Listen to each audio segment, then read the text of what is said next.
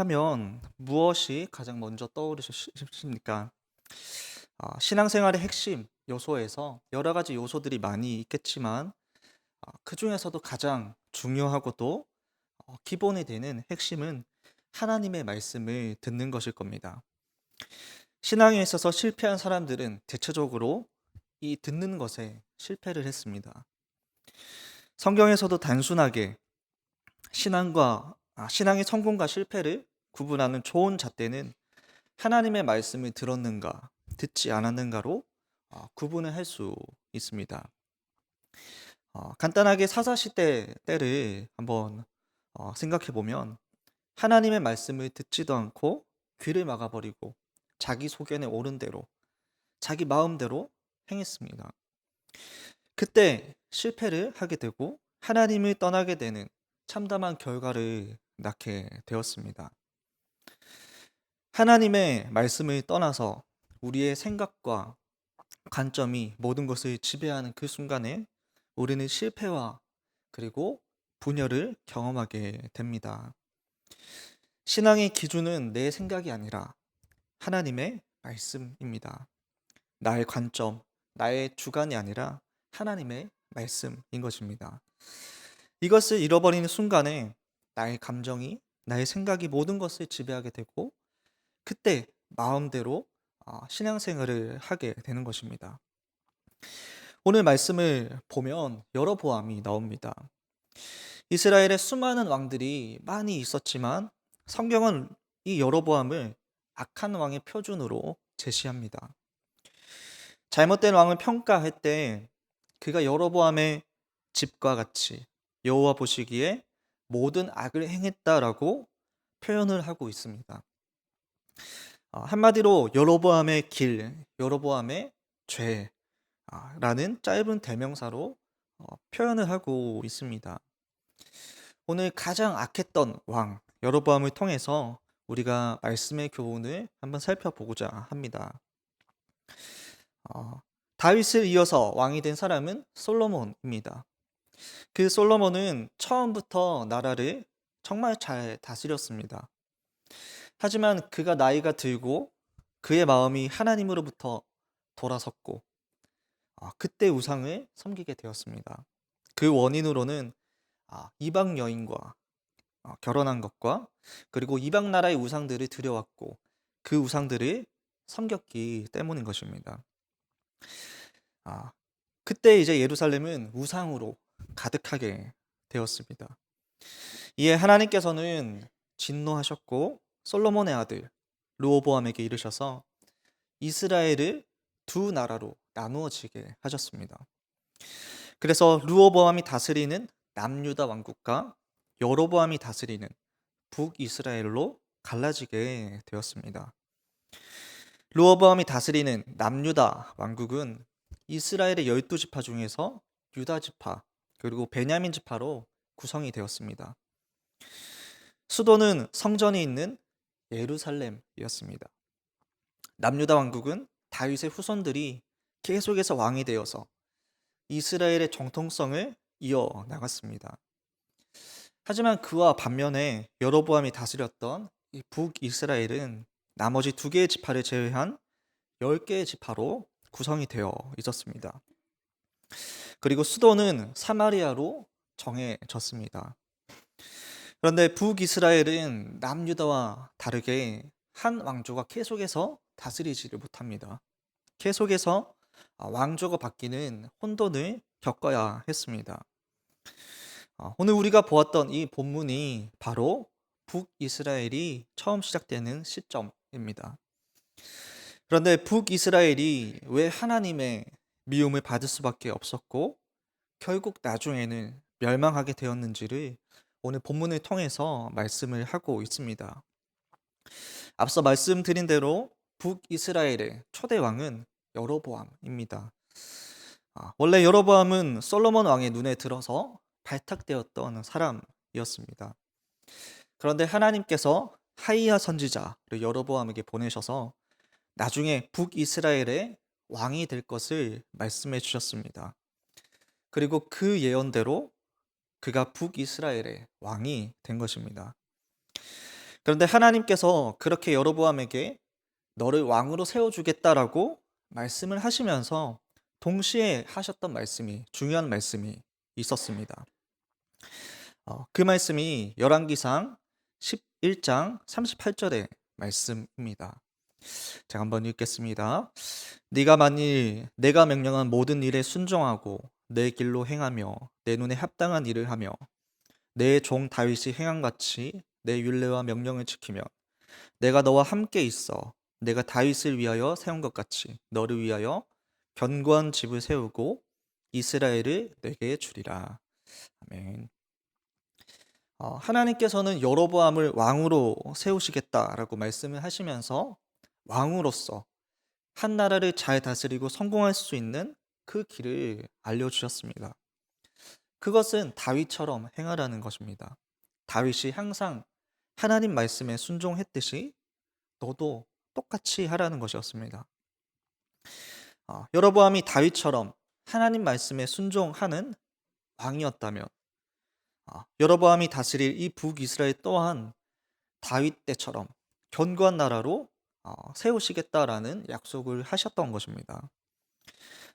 하나님께서는 실패할 수 없는 이 성공의 길을 분명하게 말씀해 주셨습니다.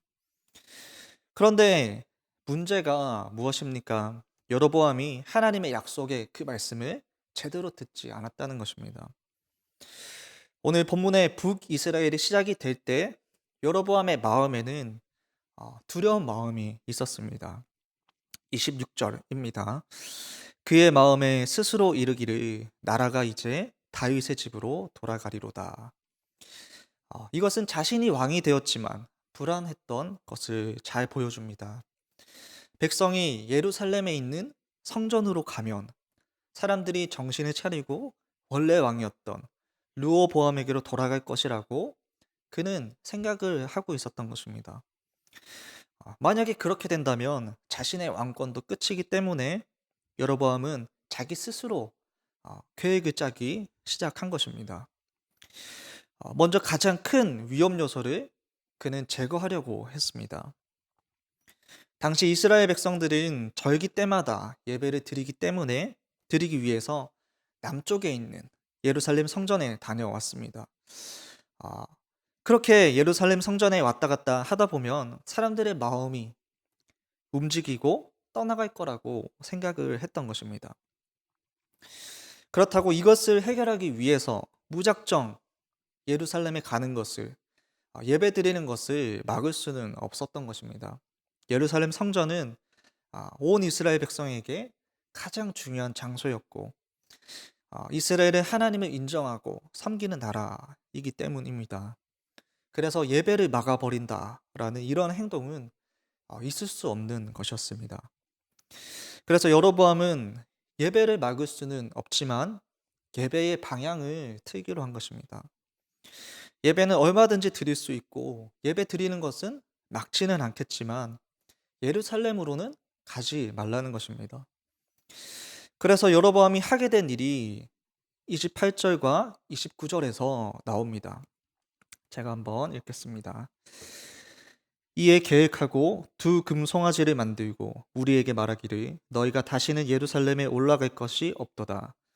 이스라엘아 이는 너희를 애굽 땅에서 인도하여 올린 너희의 신들이라 하고 하나는 베델에 두고 하나는 단에 둔지라.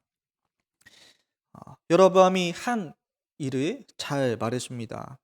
그는 금송아지 두 개를 만들었습니다. 그것을 하나는 베델에 두고 하나는 북쪽의 단에 두고 선포하는 것입니다. 이스라엘아 너희를 애굽 땅에서 인도하여 올린 너희의 신들이라 이렇게 얘기를 하는 것입니다. 이 말은 한마디로 너희를 이집트에서 인도하여 내신 너희의 하나님이 바로 금송아지라고 말하고 있는 것입니다. 그러니까 굳이 너희는 하나님을 예배하기 위해서 예루살렘까지 갈 필요가 없다는 것입니다. 그 전에는 굳이 예루살렘까지 가느라 힘들었는데 이제는 예배를 드리고 싶으면 금송아지를 만들어 놨기 때문에 가까운 데서 하나님을 예배하면 된다라는 것이었습니다. 이런 여로보암의 말과 행동은 두 가지 점에서 큰 문제가 있었습니다. 먼저 첫 번째는 하나님의 율법을 완전히 어겼다는 것입니다. 십계명을 보게 되면 하나님을 어떤 형상이라도 만들지 말라고 그렇게 말씀하셨는데 그는 금송아지를 만든 것입니다. 그리고 그것을 하나님이라고 예배하게 만들었습니다. 이것은 하나님 앞에 정말 큰 죄악이었습니다. 이전에 아론에게 이스라엘 백성들이 자신들을 인도할 신을 만들어 달라고 했을 때 금송아지를 만들어 준 적이 있습니다. 그때도 똑같은 말을 했습니다. 이 금송아지가 너희를 애굽에서 인도해낸 너희의 신이라는 말이었습니다. 그때 하나님은 진노하셔서 백성을 멸망시키려고 하셨지만 모세의 기도를 통해서 심판을 거두어 가셨습니다. 우리가 이 이야기를 통해서 하나님은 자신을 어떤 형상으로든 만드는 것에 대해서 얼마나 싫어하시고 분노하시는지를 분명히 보여주고 있습니다. 그런데 그 죄를 여로보암이 똑같이 저지른 것입니다. 그리고 두 번째 큰 문제는 하나님 중심의 신앙을 인간 중심의 신앙으로 바꾸었다는 것입니다. 본문에 여로보암이 행하고 있는 이 일들은 어떻게 보면 정치적으로는 탁월하게 보입니다. 백성들을 잘 다룰 줄도 압니다. 예배를 한순간에 없애지도 않고 예배를 드릴 수 있게 만들어 줍니다. 그런데 그렇게 종교적 행위를 유지시켜 주지만 정작 그 가운데 하나님이 계시지 않는 것입니다. 모양은 그럴싸하지만 하나님이 없는 자리로 백성들을 예배하도록 이끌어 갔던 것입니다. 여로보암이 펼쳤던 이 정책은 멀리 예루살렘 성전이 있는 곳까지 갈 필요가 무엇이 있느냐는 것이었고, 가까운 곳에 성전을 새로 만들었기 때문에 편리하게 이용하면 된다라는 것이었습니다. 하나님의 말씀보다 편리함을 강조했습니다. 여기에 북이스라엘 백성들의 마음이 다 빼앗겨 버립니다. 이것은 오늘날도 마찬가지일 것입니다. 예전에는 주일 성수를 당연하게 여겼습니다. 혹 불가피한 일이 있어도 주일 예배를 참석하지 못하는 경우가 생기게 되면 마음에 큰 불편함을 느꼈습니다. 하지만 요즘은 조금만 몸이 아프거나 바쁜 일이 있으면 예배에 가지 않습니다. 예배에 가지 않아도 그 어떤 마음의 동요가 일어나지 않습니다. 대신 어떻게 합리화를 합니까? TV나 인터넷을 통해서 예배의 장면을 봅니다. 또한 헌금은 인터넷 뱅킹으로 성금을 하기도 합니다. 어떻게 보면 참 편리하기도 합니다. 이 모든 것들을 안 하는 것보다는 하는 게 낫겠지만, 정말 이렇게 해야 할 사항이 때로는 있을 수는 있습니다. 그런데 우리의 신앙이 너무 편리한 것에 빠져 있지는 않은지, 물들어 있지는 않은지 우리는 한번 깊이 생각해 보아야 한다는 것입니다. 문제는 여로보암의 그 죄가 여기에서 끝나지 않습니다. 금송아지 둘을 만드는 것에서 그는 만족하지 않는다는 것입니다. 31절과 32절 말씀입니다. 제가 읽겠습니다. 그가 또 산당들을 짓고 레위 자손 아닌 보통 백성으로 제사장을 삼고 여덟째 달 곧 그달 15째 날로 절기를 정하여 유다의 절기와 비슷하게 하고 제단에 올라가되 베델에서 그와 같이 행하여 그가 만든 송아지에게 제사를 드렸으며 그가 지은 산당의 제사장을 베델에서 세웠더라. 처음에는 예루살렘에 가지 말고 베델과 단에서 예배를 드리라고 했었는데 이제는 아예 더 가깝게 곳곳에 산당을 지어버리는 것입니다. 베델이나 단에 갈 필요도 없이 더 가까운 곳에 가서 더 편하게 마음대로 예배를 드리라는 것입니다. 그리고 레위 자손이 아니라 보통 백성 가운데 일반 백성 가운데서 제사장을 뽑습니다. 분명히 레위인만이 제사장이 될 수 있을 텐데 여로보암은 백성 중에서 자기 마음대로 제사장을 세운 것입니다. 그리고 더 나아가서 그 율법이 정한 절기들을 무시했고 자기 마음대로 새로운 절기들을 세워버렸습니다. 즉 자기 마음대로 하나님이 정하신 것들을 바꾸어 버린 것입니다. 마지막 오늘 본문 33절에 보면 이렇게 이야기합니다. 그가 자기 마음대로 정한 달, 곧 여덟째 달, 15째 날로 이스라엘 자손을 위하여 절기로 정하고 베델에 쌓은 제단에 올라가서 분향하였더라. 즉 여로보암은 자기의 왕권을 위해서 자기 마음대로 예루살렘에 가지도 않고 하나님을 찾고 하나님을 만날 수 있는 그런 규례를 만들어 낸 것입니다. 이 모든 것들을 행했던 기준은 하나님 말씀이 아니라 자기 마음이었습니다. 바로 여기서 여로보암의 실패와 그리고 북이스라엘의 멸망의 원인을 우리가 발견할 수 있습니다. 우리가 앞에서 본 것처럼 하나님은 아이야 선지자를 통해서 여로보암에게 성공적으로 나라를 다스릴 수 있는 조건을 말씀하셨습니다. 그것은 단 한 가지, 다윗처럼 하나님의 말씀을 잘 따르고 순종하는 것이었습니다. 만약에 그가 하나님 말씀을 잘 들었다면 그 나라는 견고히 세워졌을 것입니다. 하지만 하나님 말씀을 철저히 무시하고 인간적인 방법을 세웠습니다. 마음대로 금송아지와 산당을 만들고 제사장을 세우고 절기를 바꿨습니다. 그 결과가 하나님의 심판이었습니다. 우리는 오늘 말씀을 통해서 중요한 교훈을 얻게 됩니다. 그것은 하나님의 말씀을 듣고 순종하는 것이 곧 성공이라는 것입니다. 위대했던 그 솔로몬이 망했던 이유는 하나님 말씀을 듣지 않고 순종하지 않았기 때문이고, 여로보암이 하나님의 심판을 받았던 이유도 하나님의 말씀을 듣지 않고 자기 마음대로 행했기 때문입니다. 오늘 사람들은 어떻습니까? 자기 마음대로 말하고 행동하는 것에 가치를 둡니다. 신앙에 있어서도 그렇습니다. 그것이 당연한 자유라고 생각을 합니다. 하지만 아담의 범죄 이후에 이 세상에 존재하는 모든 사람들은 죄 아래에서 부패한 마음을 가지고 있습니다. 그래서 마음대로 말하고 행동할 때 그 결과는 죄의 열매가 될 수밖에 없는 것입니다.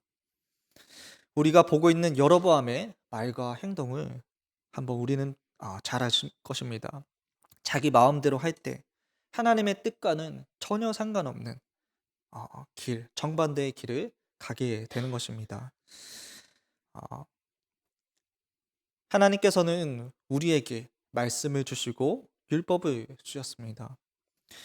부패한 나의 마음대로 행동하지 말고 선하신 하나님의 말씀과 율법을 따라 말하고 행동하라는 것입니다. 그럴 때 우리는 하나님이 주시는 복된 삶을 살 수 있게 됩니다. 오늘 하나님의 말씀을 듣고 순종하는 것이 복된 삶임을 기억하시기를 바랍니다. 하나님은 우리에게 말씀과 함께 성령님도 주셨습니다. 성령님은 항상 우리 마음에 계셔서 하나님의 말씀과 그 뜻을 살아갈 수 있도록 우리를 도우십니다. 우리의 힘으로는 안 되지만 우리의 삶을 그렇게 말씀에 따라 살아갈 수 있도록 인도해 주고 계신다는 사실입니다. 그 성령님을 항상 의지하는 여러분 되시기를 바랍니다. 그럴 때 우리의 생각과 말과 행동을 통해서 죄의 열매가 아니라 하나님께서 받으시는 아름다운 성령의 열매들이 맺히게 될 것입니다. 우리 말씀을 기억하시면서 우리 말씀을 붙들고 한번 기도했으면 좋겠습니다.